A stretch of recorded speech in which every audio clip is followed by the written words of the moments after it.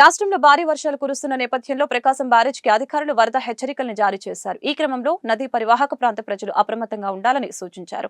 కాగా పులిచింతల నుంచి దిగువకి నీరు విడుదలవుతున్న నేపథ్యంలో ప్రకాశం బ్యారేజ్ లో వరద ప్రవాహం పెరిగింది. ప్రకాశం బ్యారేజ్ కి 2 లక్షల క్యూసెక్ల వరద వచ్చే అవకాశం ఉంది. దీంతో అధికారులు హెచ్చరికలు జారీ చేశారు.